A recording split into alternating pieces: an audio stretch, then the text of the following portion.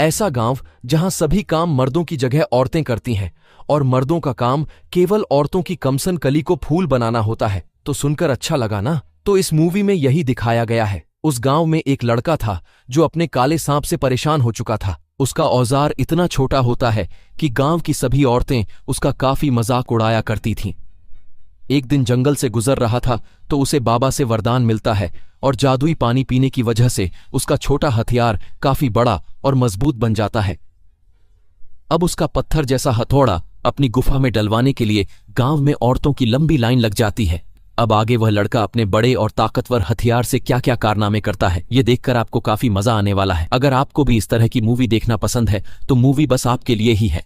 यही वो गांव है जहां सारे काम औरतें ही किया करती थीं और बस मर्दों का काम अपनी पत्नियों के प्यासे कुएं के अंदर गोते लगाकर उन्हें खुश करना था। इस गांव की औरतें पूरी पूरी रात घोड़ी बनकर अपनी गुफा का पानी निकलवाती थीं, मगर फिर भी उनकी गुफा ऐसे छोटी छोटी मूंगफलियों से शांत नहीं होती। उन्हें अब जेसीबी जैसी खुदाई करवानी थी जिससे उनकी गुफा से पानी निकलता ही रहे, जिस कारण उनके मर्द पूरी रात उनकी लेते लेते थक जाते थे पर अपनी पत्नियों के बगीचे की आग नहीं बुझा पाते थे। एक दिन पास के गांव के कुछ टपोरी लड़के टपरी पे बैठे थे।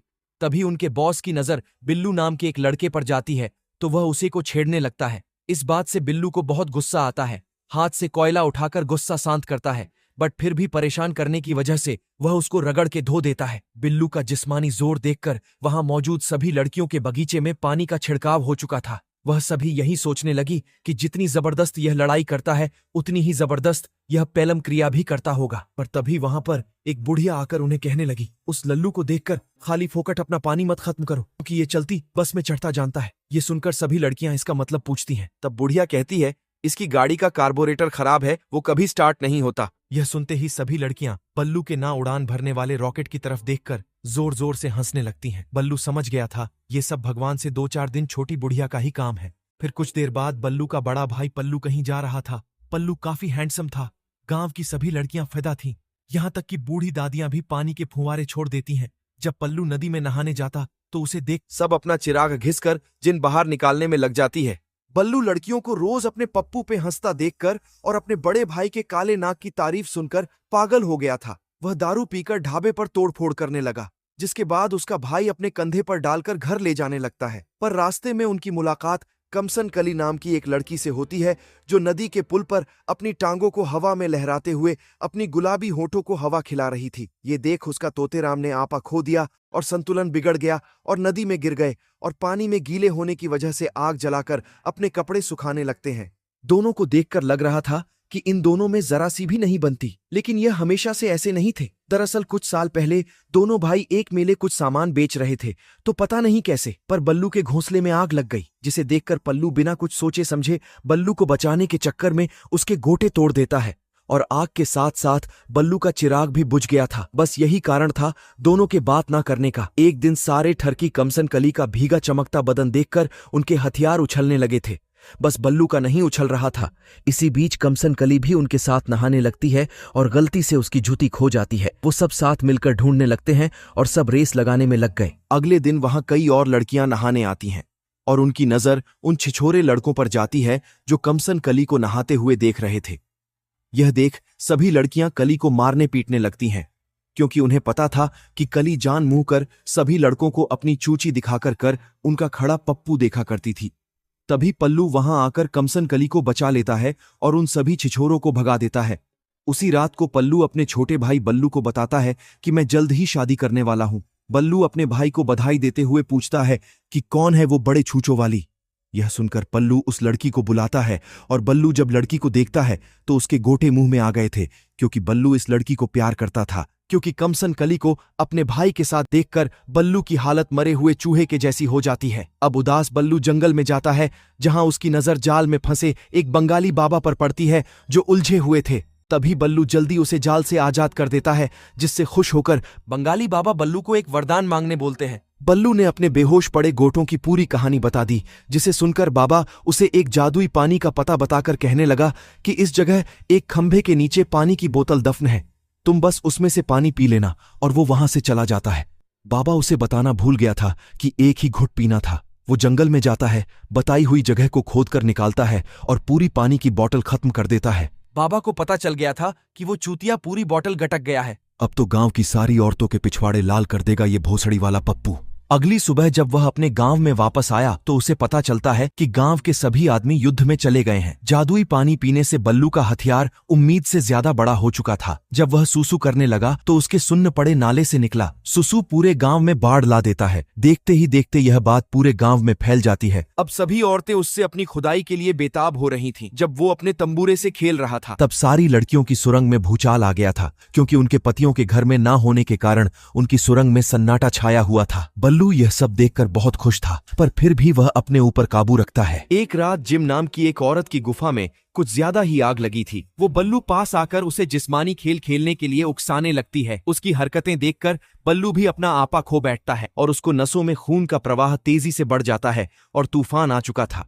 बल्लू उसे पकड़ के खिंच लेता है और जिम के आगे पीछे दबाकर ऐसी खुदाई करता है जिससे जिम की नाक से खून बहने लगा। जब गोटियां जिम की खुदाई कर रहा था तो गांव की सभी औरतें उसे देख रही थीं। उसके हथियार का जोश देखकर उन सभी औरतों के बगीचे गीले होने लगे थे। जिम अपनी सहेलियों को बताती है कि उसके पिछवाड़े को सफेद होने में कई दिन लग जाएंगे, पर इतने लाल तो आज तक मेरे पति भी नहीं कर पाए। जिम की बातों से तो औरतों के सूखे पड़े कुओं की प्यास बढ़ गई थी और वह सभी औरतें बल्लू के घर के बाहर लाइन बनाकर अपनी बारी आने का इंतजार करने लगती हैं और बल्लू भी पूरी रात सभी औरतों की बारी बारी जमकर लेता है। थक हार के बेचारा सुबह उठा तो उसके हथियार के किस्से गांव की राजकुमारी तक भी पहुंच गए थे। अब वो भी बड़ा औजार लेने के लिए बेकरार थी। अगले ही दिन बल्लू को अपने महल में बुलाती है और उसका भड़वा बाप कहता है कि तुम्हें हमारे विरोधी राज्य के साथ एक लड़ाई करनी होगी। अगर तुम जीत गए तो मेरी बेटी तुम्हारे साथ रात को अपनी गुफा लाल करवाएगी। राजा की बात मानकर अगले ही दिन बल्लू गोटे छाप प्रतियोगिता वाली जगह पर पहुंच जाता है। इस प्रतियोगिता में अपने नन्हे गोटों पर वजन बांध कर रखना था। जो भी ज्यादा वजन उठाएगा उसकी जीत मानी जाएगी। विरोधी ने अपने केले से 30 किलो वजन उठाया था और अब बारी बल्लू की थी। बल्लू का हथियार इस समय सो रहा था, क्योंकि उसे जब तक गुफा और संतरों के दर्शन नहीं होते तब तक नन्हा बालक सोया होता है। तभी राजकुमारी उसके सोए घोड़े को जगाने और जोश में लाने के लिए एक केले को ऐसे चाटने लगी जैसे वह बल्लू के गोटों को ही चाट रही हो। उसे देखकर बल्लू में जोश आ जाता है और जोश लाने के लिए पास ही में खड़ी लड़की को नंगा कर देती है। संतरों और केले की चटाई से बल्लू के घोटे में खून की लहर दौड़ जाती है तो बल्लू पूरे 120 किलो वजन उठा लेता है और हवा में उछाल फेंकता है। बल्लू के इस महान कार्यक्रम से खुश होकर उसे राजमहल में खाना खाने के लिए बुलाता है। इसी बीच सेनापति वहां आकर सबसे कहता है कि पल्लू युद्ध में मारा गया, लेकिन उसकी लाश नहीं मिली। यह सुनकर बल्लू को गहरा झटका लगता है। दूसरी ओर कमसन कली की तबीयत लगातार खराब हो रही थी। उसका बुखार उतरने का नाम ही नहीं ले रहा था।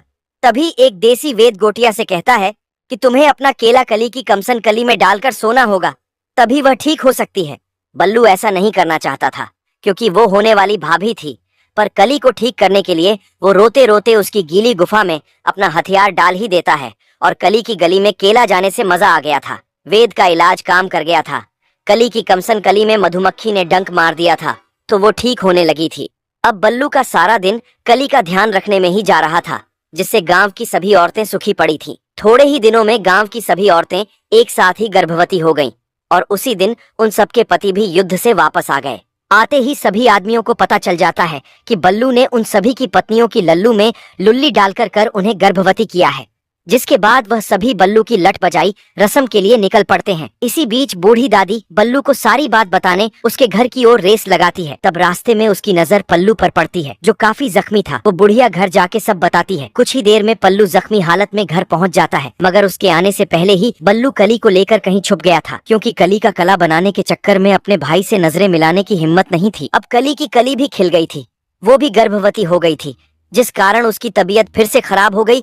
तो वो जल्दी भागकर वेद के पास लेकर जाता है, पर वो अब परेशान होकर खुद को गांव वालों के हवाले कर देता है और गुस्से से भरे गांव वाले उसे जंगली भालू के हवाले कर देते हैं। इधर जब पल्लू को पता लगा कि कली मां बनने वाली है तो पल्लू बेहद खुश होता है। वो उसे कहने लगा, तो तुमने मेरे भाई से शादी कर ही ली, जिस पर कली मना करती है। लल्लू की इस बात से ये लगता है उस दिन वो कली को अपने ही भाई के लिए लेके आया था, ताकि दोनों एक दूसरे से शादी कर लें। अब कहानी 5 साल बाद की दिखाई जाती है, जहाँ हमें उन सारे बच्चों को दिखाया जाता है जिनका पिता बल्लू था। बल्लू की औलाद होने के कारण उन सबके पास भी बल्लू के जैसे ही तगड़े हथियार थे। अब लास्ट में बल्लू को जिंदा देखकर आप लोग भी हैरान रह गए ना? तो बल्लू ने उस दिन भल्लू की भी ठुकाई कर दी थी। और इसी सीन के साथ इस मूवी का एंड हो जाता है।